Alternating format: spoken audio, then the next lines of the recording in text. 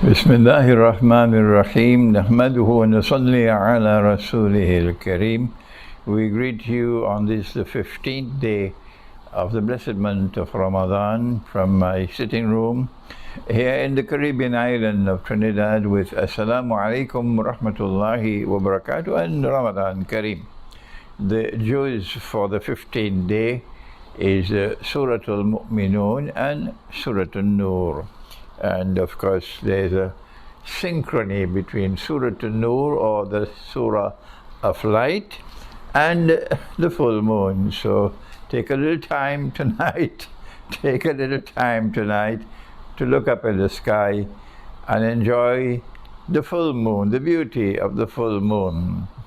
Whether you are in Brussels, in Belgium, or in Lagos, in Nigeria, or in Jember, in Indonesia, take a little time to look up in the sky and to enjoy the full moon that Allah has given to us. We are explaining to you how to study the Quran and how to connect verses in the Quran and connect subjects in the Quran, because from Surah Al-Waqi'ah we learnt that you have to study the Quran the way you study the stars. Nobody looks at one star to study the stars. You have to study the totality of the stars. You have to see how the stars are interconnected with each other. You have to look for patterns in the sky. And that's the same thing, the same methodology for the study of the Quran. You have to find how the verses of the Quran are connected with each other, and you have to look for patterns in the Quran and then connect them with each other. My teacher of blessed memory, Maulana Dr. Muhammad Fadlur Rahman Ansari, who had Dr. Muhammad Iqbal as his teacher, excuse me, the cough is still with me. Maulana Fadlur Rahman Ansari, in his magnificent book, The Quranic Foundations and Structure of Muslim Society, in 2 volumes. We have that book in the original English, we have it in French, we have it in Urdu now. In that book he taught us that this is the system of meaning of the Quran, looking for the connections and looking for the patterns and seeing how they are interconnected with each other, and you'll get the system of meaning. And we had studied Gog and Magog, and we found that Gog and Magog were connected with a city. It was Jerusalem. And they're the ones who would bring the Jews back to Jerusalem to recover it as their own 2,000 years after Allah had expelled them. And they would help the Jews to restore a state of Israel in the Holy Land, and that state of Israel will eventually be protected until it eventually becomes so powerful a state that after the Great War, which is around the corner, Israel will replace the United States, or attempt to replace the United States as the next ruling state in the world. When I was saying these things 25 years ago, they laughed at me and they mocked at me. But nobody is laughing now. No. Praise be to Allah. Why does Israel want to rule the world? Pax Judaica. Answer: so that a man would stand up in Jerusalem and declare, I am the Messiah, and al-Masih, but he would not be the Messiah. He would be the false Messiah, Dajjal, the false Messiah. So this is how Gog and Magog took us to Dajjal. And when we want to study the subject of Dajjal, we find that he's not mentioned by name in the Quran. No. And so we have to go first to the Hadith, and there we are told that our Prophet described him, alayhi salatu wasalam, as al-Masih al-Dajjal, or Dajjal, the false Messiah. And he gave us some of the footprints of Dajjal that I mentioned previously. The Dajjal is the master of deception. He can tell monstrous lies and get the sheep and the cattle to believe that it is the truth. He did it on 9/11, yes. And Dajjal is such a master of deception that he takes the road to heaven and makes it look like the road to hell. And he takes the road to hell and makes it look like the road to heaven. How can we protect ourselves from Dajjal? The answer is you got to go to Surah Al-Kahf of the Quran. And that is what our scholarship, Islamic scholarship, has not succeeded in doing.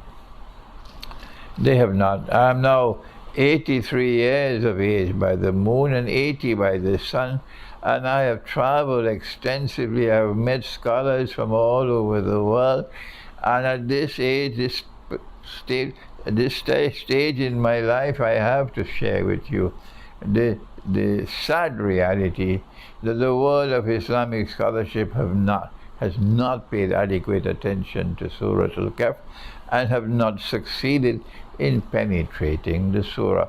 It is this surah which introduces us to the methodology for study of the world in order to be able to understand when Dajjal is released into the world and he has his three parts of his shadow. He's released as a shadow before you see him in person. And Allah says in Surah Al-Mursalat, this is our explanation of the surah, of the ayah. You might have another. No need for us to be in a boxing match, is there? أعوذ بالله من الشيطان الرجيم انطلقوا إلى ظل ذي ثلاث شعب. Proceed now to a shadow which will come upon the world, and this shadow will have three parts, will emerge in three parts. And we say the shadow is the shadow of Dajjal. And the trademark of Dajjal is that everything connected with him comes in three parts. And when we turn to the world, excuse me, of international politics, we said that in the first stage, in the first part of the shadow of Dajjal, the world experienced Pax Britannica with an obsession with the Holy Land. That's right. And it is the British Army which eventually conquered Jerusalem, and Britain which was then installed as the mandate power in the Holy Land, and Britain who opened the way for the Jews to return to the Holy Land while pretending to keep them out. Deception. And it was Britain who presided over the birth of the State of Israel. But you know the subject already. It is a British commander, British general, who stood up in Jerusalem and declared, today the Crusades are over. So we know that there is this connection between Britain and the Holy Land, Jerusalem, and the Jews. That's Pax Britannica, paving the way for Dajjal. And then Pax Britannica was replaced with Pax America with even more obsession. Inconceivable obsession. You can't explain it. Inexplicable obsession with Israel. That's the United States. The whole of the US Congress obsessed with Israel. An Israeli prime minister stood up and said, we control the United States of America. Yes, and no bombs were dropped on Israel. No. And this is Pax Americana as a second stage of Dajjal, as a shadow. And the third stage, we have offered this view, you may differ with us, is a Pax Judaica. And when the Pax Judaica takes place, then after that, you have a conquest of Constantinople after the Great War, and then Dajjal will appear in person, and he will stand up in Jerusalem and he will declare, I am the Messiah. Many Muslims now understand this clearly because I have been explaining it for 25 years. But you who are my Christian brothers and sisters and who are now listening to me for the first time, you're not familiar with it, so I have to repeat it.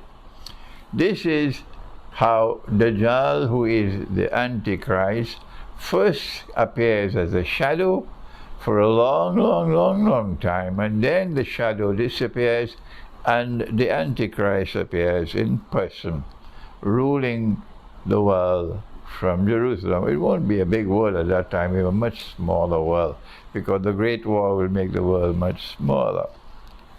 Surah Al-Kahf of the Quran explains to us how to study Dajjal, how to study the world in the age of Dajjal. He has such deception that he takes the road to heaven and he makes it look like the road to hell.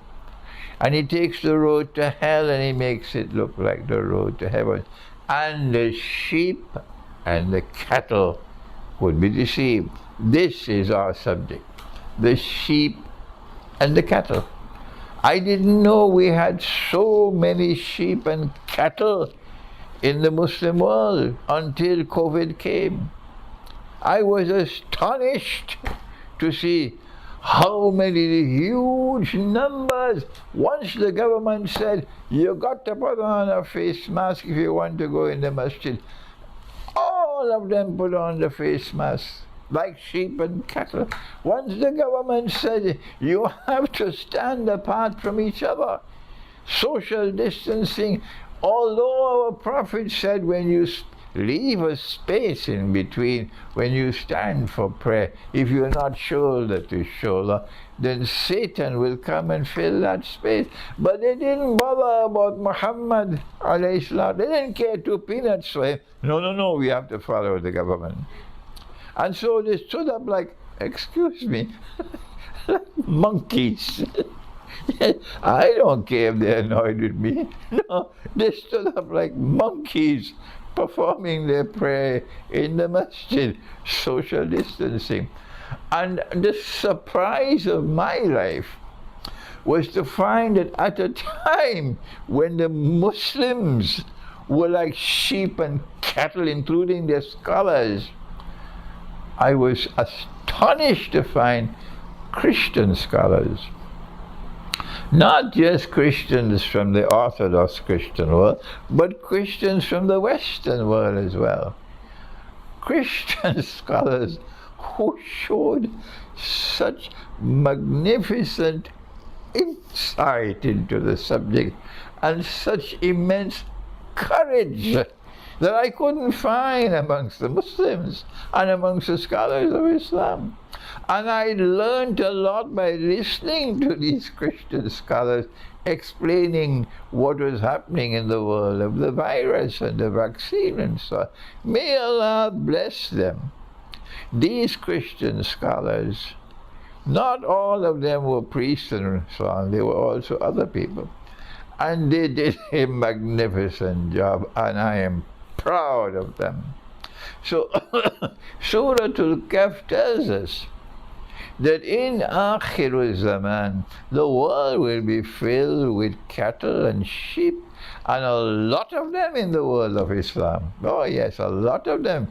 They take US dollars and to betray the government of Pakistan, and you have a regime change, and now you have a US dollar backed government in Pakistan installed with US dollars, and the sheep and the cattle can't see that. So Surah Al-Kahf of the Quran has come to explain to you, how do you recognize Dajjal, his footprints? How do you penetrate the reality of the world in the end time?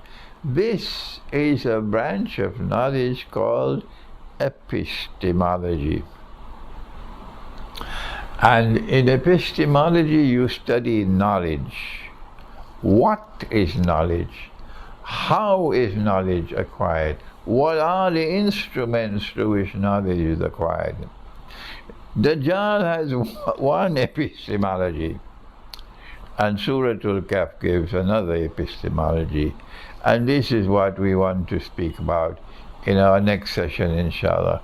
May Allah bless you, that you may study Surah Al-Kahf and penetrate it as it ought to be penetrated, and it may give you the capacity to understand the world in the end time. Thank you.